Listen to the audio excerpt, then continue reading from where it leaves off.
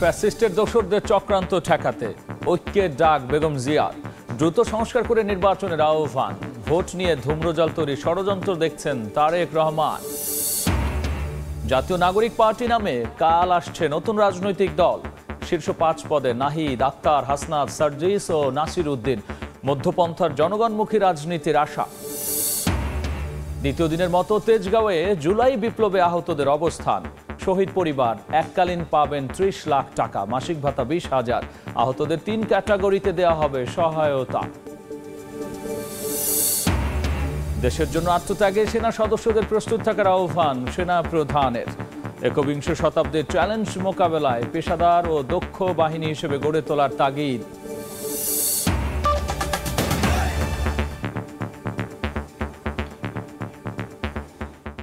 জনপদের সময়ের সঙ্গে আছি আমি গোলাম রাব্বি।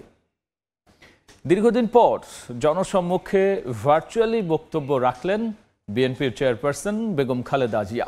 দলের বর্ধিত সভায় লন্ডন থেকে যুক্ত হয়ে তিনি বলেছেন, জুলাই আন্দোলনের চেতনা ধ্বংসে ফ্যাসিস্টের দোসররা এখনও ষড়যন্ত্রে লিপ্ত। গণতান্ত্রিক বাংলাদেশ গড়তে তাই ন্যূনতম সংস্কার শেষে নির্বাচন দিতে সরকারের প্রতি তিনি আহ্বান জানিয়েছেন। নির্দেশনা দিয়েছেন ভেদাভেদ ভুলে নেতাকর্মীদের ঐক্যবদ্ধ থাকারও। আর তারেক রহমান বলেছেন, স্থানীয় নাকি জাতীয় নির্বাচন, এ নিয়ে ধূম্রজাল তৈরির ষড়যন্ত্র চলছে। রেজাউল হক রিপন ও মোবারক হোসেন শুভর ক্যামেরায় আহমেদ সালেহিনের রিপোর্ট। সুশৃঙ্খল আয়োজন। দীর্ঘদিন পর এক হয়েছেন নেতাকর্মীরা। জাতীয় সংসদের এলডি হল জুড়ে বিএনপির এই মিলন মেলা। দলের বর্ধিত সভাকে কেন্দ্র করে সকাল থেকেই আসতে থাকেন দেশের বিভিন্ন অঞ্চলের সিনিয়র নেতারা। বিগত আন্দোলনে শহীদদের স্মরণে শোক প্রস্তাব শেষে সূচনা বক্তব্য দেন বিএনপি মহাসচিব মির্জা ফখরুল ইসলাম আলমগীর। অভিযোগ করেন, বাইরে থেকে শেখ হাসিনা ও দেশের ভেতরে থেকে একটি মহল ভুল ব্যাখ্যা দিয়ে দেশকে অস্থিতিশীল করার ষড়যন্ত্র করছে। একটি গোষ্ঠী, একটি মহল বিভিন্নভাবে চক্রান্ত শুরু করেছে। ফ্যাসিস্ট শেখ হাসিনা বিদেশে গিয়ে তিনি সেই চেষ্টা করছেন। একই সঙ্গে দেশের অভ্যন্তরীণ অবস্থায় কিছু কিছু ব্যক্তি গোষ্ঠী তারা ভুল ব্যাখ্যা দিয়ে জনগণকে বিভ্রান্ত করার চেষ্টা করছে। উদ্বোধনী বক্তব্যে বিএনপির ভারপ্রাপ্ত চেয়ারম্যান তারেক রহমান বলেন, স্থানীয় না জাতীয় নির্বাচন, এই ইস্যুতে ধূম্রজাল তৈরির ষড়যন্ত্র চলছে। স্থানীয় নির্বাচন অনুষ্ঠিত হলে সেটি হবে সারা দেশে পলাতক স্বৈরাচারের দোসরদের পুনর্বাসনের একটি প্রক্রিয়া, যা সরাসরি গণ অভ্যুত্থান আকাঙ্ক্ষা বিরোধী। মাফিয়া চক্রকে পুনর্বাসন প্রক্রিয়া এই ফাঁদে বিএনপি পা দেবে না, বিএনপি পা দিতে পারে না। দীর্ঘদিন পর বিএনপির বর্ধিত সভায় যুক্ত হয়ে বক্তব্য রাখেন দলটির চেয়ারপারসন বেগম খালেদা জিয়া। তিনি সতর্ক করে বলেন, ফ্যাসিস্টরা এখনো ষড়যন্ত্রে লিপ্ত। এখনো ফ্যাসিস্টদের দোসররা এবং বাংলাদেশের শত্রুরা গণ অভ্যুত্থানের মাধ্যমে প্রাপ্ত অর্জনকে নস্যাৎ করার জন্য গভীর চক্রান্তে লিপ্ত রয়েছে। নির্বাচন প্রসঙ্গে বেগম জিয়া বলেন, ন্যূনতম সংস্কার শেষে গণতান্ত্রিক ব্যবস্থায় ফিরতে নির্বাচনের দিকে যেতে হবে অন্তর্বর্তী সরকারকে।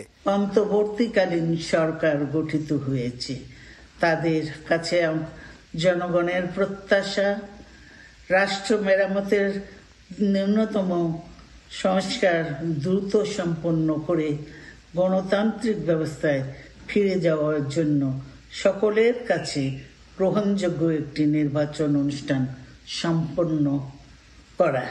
প্রথম অধিবেশন শেষে বর্ধিত সভার দ্বিতীয় সেশনে নিজেদের মতামত তুলে ধরে নেতাকর্মীরা বলেন, যে কোনো মূল্যে ঐক্য ধরে রাখতে সচেষ্ট থাকবেন তারা। দীর্ঘদিন পর এক হয়েছেন সারা দেশ থেকে আসা বিএনপির নেতাকর্মীরা।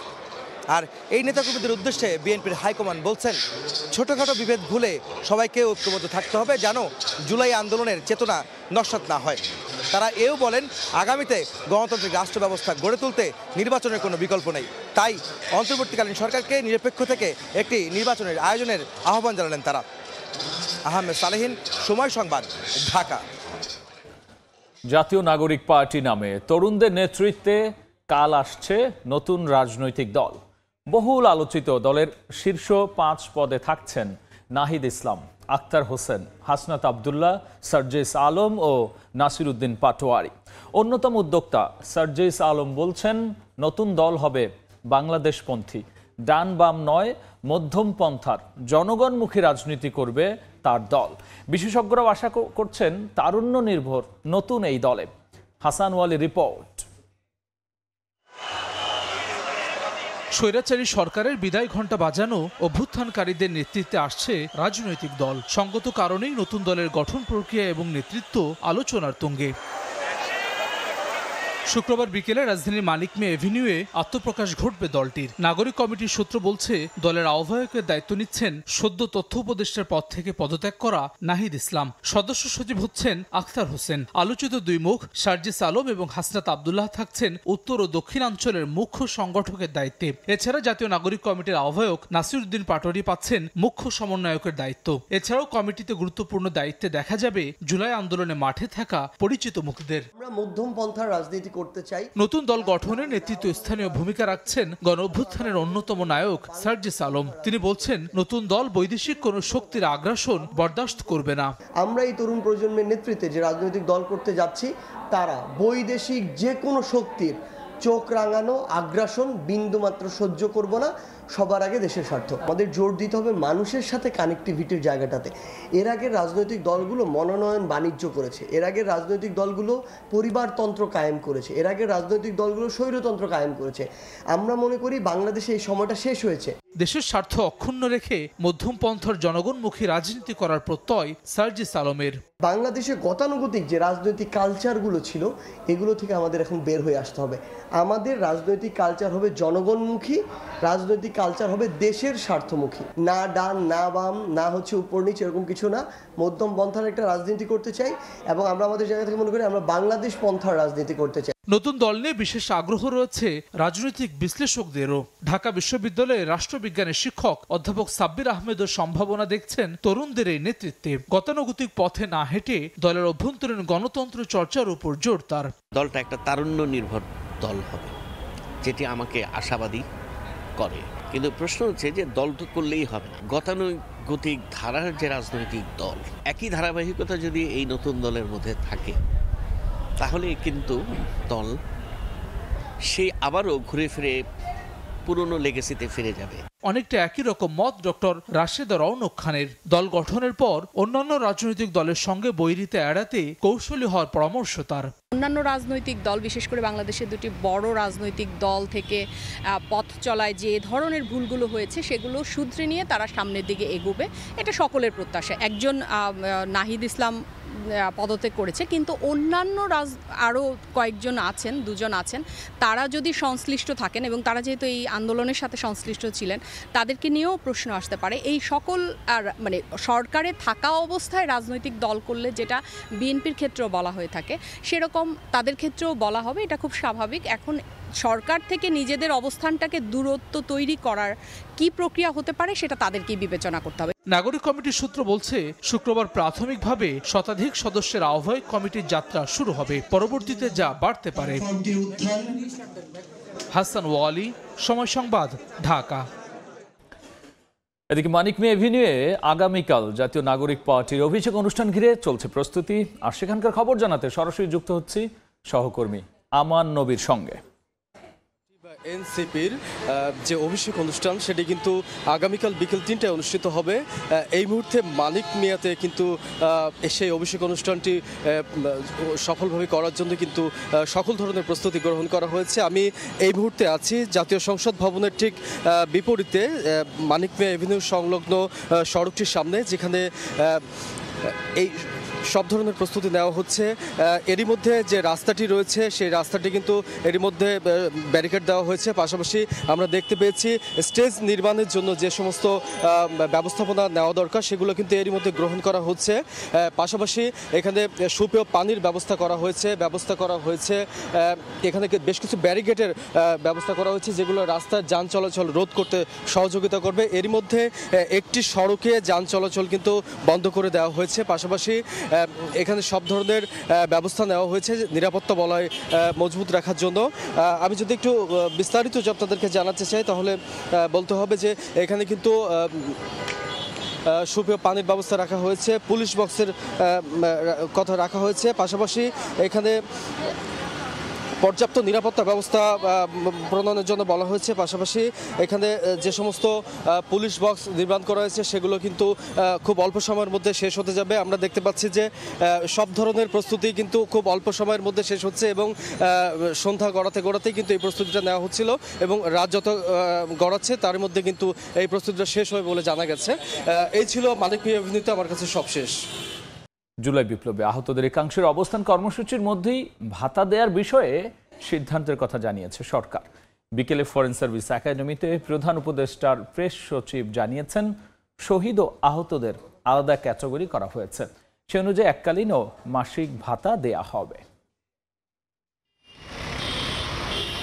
উন্নত চিকিৎসা ও পুনর্বাসনের দাবিতে মাঝে মধ্যেই রাস্তায় নেমে আসছেন জুলাই বিপ্লবে আহতরা। দাবি আদায়ে এবার রাজধানীর তেজগাঁওয়ে প্রধান উপদেষ্টার কার্যালয়ের সামনে অবস্থান নিয়েছেন জুলাই যোদ্ধারা। জুলাই বিপ্লবে শহীদ ও আহতদের ক্যাটাগরি ভেদে এককালীন অর্থ প্রদান, উন্নত চিকিৎসা ও মাসিক ভাতা দেওয়ার দাবিতে এই আন্দোলন চালিয়ে যাওয়ার ঘোষণা দেন জুলাইয়ের আহতরা। আমরা এই বৈষম্য চাই না। আমাদের দাবি হচ্ছে দুইটা ক্যাটাগরি, এ এবং বি। যতক্ষণ পর্যন্ত আমাদের দাবি পূর্ণ না করবে ততক্ষণ পর্যন্ত আমরা এখানে অবস্থান করব। এমন প্রেক্ষাপটে বৃহস্পতিবার সন্ধ্যায় রাজধানীর ফরেন সার্ভিস একাডেমিতে সংবাদ সম্মেলনের আয়োজন করে প্রধান উপদেষ্টা প্রেস উইং। প্রেস সচিব শফিকুল আলম জানান, জুলাই বিপ্লবে শহীদ পরিবারকে এককালীন 30 লাখ টাকা ও প্রতি মাসে 20,000 টাকা করে ভাতা দেওয়ার সিদ্ধান্ত নিয়েছে সরকার। তিনি জানান, আহতদের 3 ক্যাটাগরিতে ভাগ করা হয়েছে। যারা একেবারেই পঙ্গু হয়ে গেছেন, হারিয়েছেন কর্মক্ষমতা, তাদের রাখা হয়েছে ক্যাটাগরি এতে, যাদের এককালীন 5 লাখ টাকা দেয়া হবে আর প্রতি মাসে পাবেন 20,000 টাকা ভাতা। বি ক্যাটাগরিতে যারা আছেন তারা এককালীন পাবেন 3 লাখ টাকা আর প্রতি মাসে দেয়া হবে 15,000 টাকা ভাতা। সি ক্যাটাগরিতে যারা আছেন তারা এককালীন 1 লাখ টাকা আর প্রতি মাসে ভাতা পাবেন 10,000 টাকা। যারা শহীদ হয়েছেন তারা 30 লক্ষ টাকা করে পাবেন তাদের ফ্যামিলি। জুলাই 24-এর যোদ্ধাগণ 3টি মেডিকেল ক্যাটাগরি যথা ক্যাটাগরি এ, ক্যাটাগরি বি এবং ক্যাটাগরি সি অনুযায়ী সুবিধা পাবেন। শফিকুল আলম আরও জানান, এই ভাতা কোনো কোটা প্রথা হবে না, শুধুমাত্র প্রথম প্রজন্মই ভোগ করবে এই সুবিধা। পরবর্তী সকল রাজনৈতিক সরকার এই ধারা অব্যাহত রাখবে বলেও প্রত্যাশা তার। আমরা মনে করি যতদিন বাংলাদেশ থাকবে জুলাই যোদ্ধাদেরকে কেউ ভুলবে না। কোনো কোটার সিস্টেমে আমরা যাচ্ছি না, এটা কোটার বিষয় না। আর এটা এমন যে জেনারেশন আফটার জেনারেশন সেটাও না। আগামী মার্চ থেকেই ভাতা দেওয়া শুরু হবে বলেও জানানো হয় সংবাদ সম্মেলনে। নাজমুস সালেহী, সময় সংবাদ, ঢাকা। এর জন্য আত্মত্যাগে সেনা সদস্যদের প্রস্তুত থাকার আহ্বান জানিয়েছেন সেনাপ্রধান general Wakeruzzaman. Bangladesh infantry regimental সেন্টারে 7ম কর্নেল অব দ্য রেজিমেন্ট হিসেবে অভিষিক্ত হয়ে সেনাবাহিনী প্রধান এই আহ্বান জানিয়েছেন। এ সময় তিনি আধুনিক যুগোপযোগী প্রশিক্ষণের মাধ্যমে 21 শতাব্দীর চ্যালেঞ্জ মোকাবেলায় প্রস্তুত থাকতেও রেজিমেন্টের সব সদস্যের প্রতি আহ্বান জানান। 19তম বাৎসরিক অধিনায়ক সম্মেলনে সকালে রাজশাহী সেনানিবাসের শহীদ কর্নেল আনিস প্যারেড গ্রাউন্ডে সেনাপ্রধান পৌঁছালে একটি চৌকস দল তাকে গার্ড অফ অনার প্রদান করে। এরপর সেনাবাহিনী প্রধানকে কর্নেল র্যাঙ্ক ব্যাচ পরিয়ে দেওয়া হয়।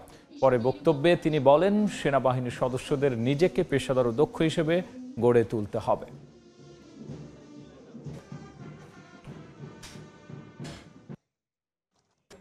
দেখছেন জনপদের সময়।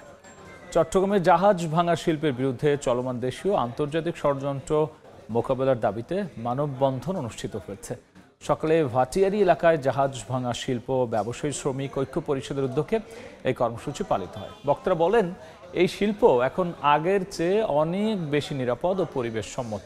তাই সত্ত্বেও এই শিল্পকে নিয়ে নেতিবাচক অভিযোগ আর মিথ্যা অপবাদ দেশে বিদেশে চলমান রয়েছে। জনপদের সময় শীর্ষ সংবাদ জানিয়ে দিচ্ছে আরও একবার, ফ্যাসিস্টের দোসরদের চক্রান্ত ঠেকাতে ঐক্যের ডাক বেগম জিয়া। দ্রুত সংস্কার করে নির্বাচনের আহ্বান। ভোট নিয়ে ধূম্রজাল তৈরি ষড়যন্ত্র দেখছেন তারেক রহমান। জাতীয় নাগরিক পার্টি নামে কাল আসছে নতুন রাজনৈতিক দল। শীর্ষ 5 পদে নাহিদ, আক্তার, হাসনাত, সার্জিস ও নাসির উদ্দিন। মধ্যমপন্থার জনগণমুখী রাজনীতির আশা। দ্বিতীয় দিনের মতো তেজগাঁওয়ে জুলাই বিপ্লবে আহতদের অবস্থান। শহীদ পরিবার এককালীন পাবেন 30 লাখ টাকা, মাসিক ভাতা 20,000। আহতদের 3 ক্যাটাগরিতে দেওয়া হবে সহায়তা।